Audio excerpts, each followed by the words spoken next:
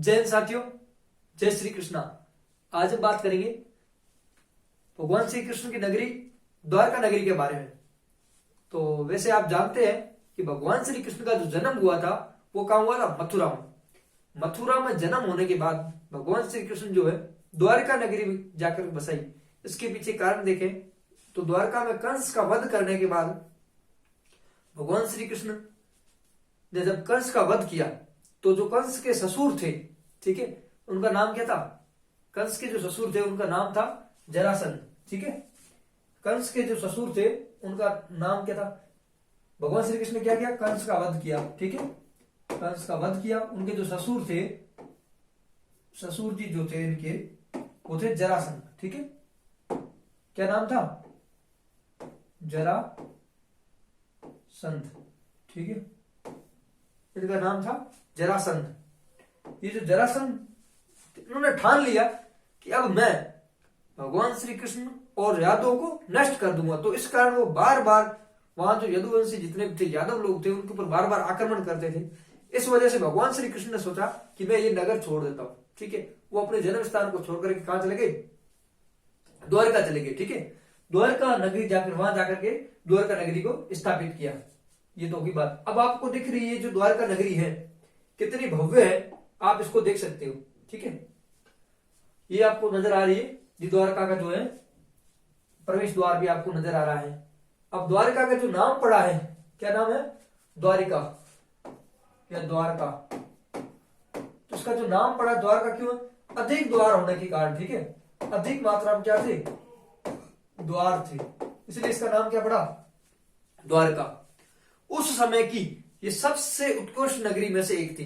भगवान श्री कृष्ण ने यहाँ पर द्वारका में आकर के राज किया और आसपास के जितने भी राजा हुआ करते थे वो भगवान श्री कृष्ण के पास सलाह मशुरा करने के लिए आते थे। इन्होंने, आपने देखा ही होगा, महाभारत जैसे युद्ध में कौरव और पांडव का युद्ध होता है, उसमें भी सत्य की विजय करवाई। और जितने भी यहाँ बैठकर इन्होंने पूरे देश पर शासन किया। भगवान श्री कृष्ण के द्वारका में ही बैठ करके अपने पूरे क्षेत्र पर शासन किया। जितने बड़े बड़े राजा महाराजा होते थे वो इनके यहाँ आया करते थे समस्याओं का समाधान करने के लिए। ये नगरी इतनी विशालकाय थी, चारों ओर से दीवारों से घिरी हुई थी और अधिक मात्रा में द्वार होने के कारण इसका नाम क्या पड़ गया? द्वारका पड़ गया। तो भगवान श्री कृष्ण ने इसे नाराज किया। आप और देख सकते हैं किस प्रकार से द्वारिका की आपको चित्र जो है नजर आ रही है। अभी ये वर्तमान जो आप देख रहे हैं समुद्र के अंदर डूब चुकी है, ठीक है। ये द्वारका जो नगरी आपको नजर आ रही है ये क्या है? समुद्र के अंदर डूब चुकी है। अब इसके पीछे भी कई कारण है।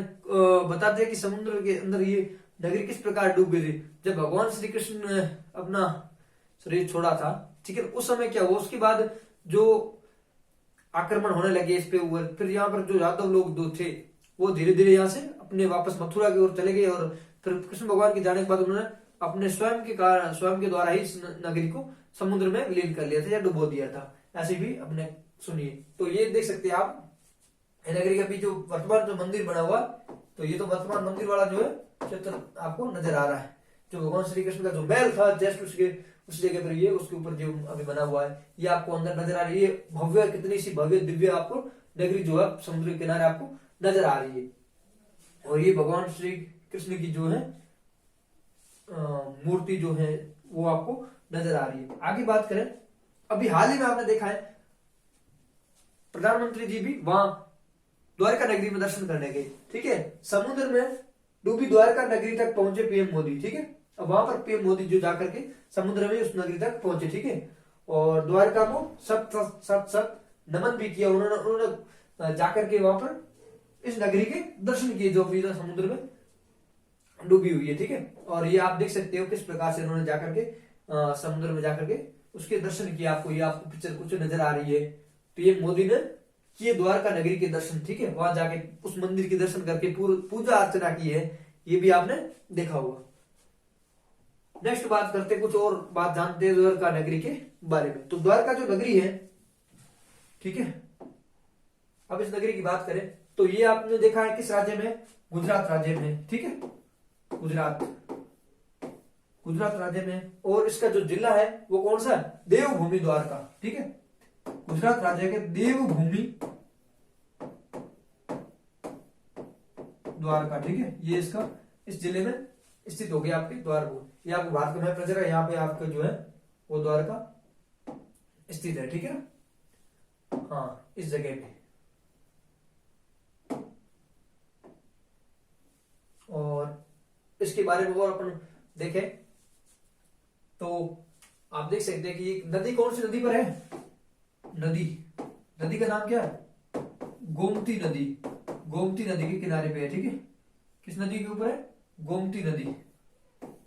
अब गोमती नदी के किनारे पर स्थित है। और ये जो है कृष्ण की नगरी जो द्वारिका है, ये अपने 4 धाम जो है, हिंदू धर्म के जो 4 धाम है उनमें से एक है। और जो हिंदू धर्म के सप्तपुरी है उनमें से भी एक है। 4 धाम और सप्तपुरियों में से एक है हमारी द्वारका नगरी। तो अपन देखते हैं 4 धाम जो दे रखे हैं उसके बारे में अपन देखेंगे कौन कौन से। तो आपके 4 धाम जो है, ठीक है। तो 4 धाम की बात करें तो पहला कौन सा हो गया आपके, द्वारका, ठीक है। ये आपके 4 धाम, 4 धाम, ठीक। द्वारका हो गया आपके, बद्रीनाथ हो गया, ठीक है। द्वारका, बद्रीनाथ और आपके हो गया जगन्नाथपुरी। जगन्नाथ, ये यहां थोड़ा नहीं आ पाएगा, इसको यहां लिख देता हूं मैं, है ना।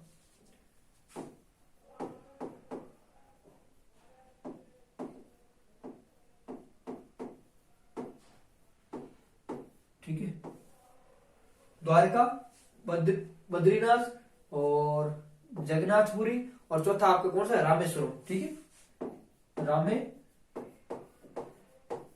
ठीक है। तो ये 4 धामों के अंदर शामिल की गई है। और अपन देखें इसके बारे में, अब जो आपने देख रखा है 4 धाम और सप्तपुरी, अब 7 पुरियों में भी इस द्वारिका को जाना गया है। तो सप्तपुरियों में कौन सा हो जाएगा आपकी, एक द्वारका हो गया, ठीक है। फिर अयोध्या हो गया, मथुरा हो गया, वाराणसी हो गया, काशी हो गया, हरिद्वार हो गया, उज्जैन हो गया और कांचीपुरम हो गया, ठीक है। ये आपकी सप्तपुरी जो हो जाएगी, ठीक है। तो कांचीपुरम जो है वो आपके तमिलनाडु में स्थित है, ठीक है। और दूसरी हरिद्वार हो गया, फिर वाराणसी हो गया, द्वारका है, मथुरा है और अयोध्या है, ठीक है। ये आपके हो गए सप्तपुरी और 4 धामों में ये आपकी स्थिति। अब यहाँ पर आप और देखेंगे, ये लगभग कितने साल पुरानी है, 5000 साल पहले भगवान श्री कृष्ण द्वारका नगरी बसाई थी। और जिस स्थान पर उनका निजी महल है और वहीं पर आज द्वारकाधीश का मंदिर बना हुआ है, ठीक है, वही तीर्थ स्थल है। और द्वारका नगरी आदि शंकराचार्य जी द्वारा स्थापित देश के 4 धामों में से एक है। जो 4 धाम अपने देखे उनमें से एक है।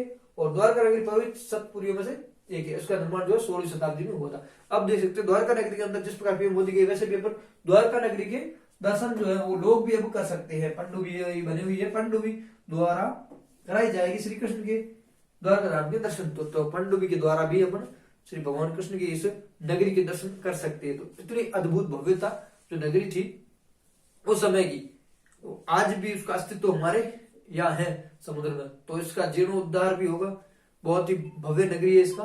तो आप सबसे निवेदन रहेगा कि आप इस चैनल को लाइक करें, शेयर करें, सब्सक्राइब करें। मिलते हैं किसी नेक्स्ट टॉपिक में। जय हिंद, जय भारत।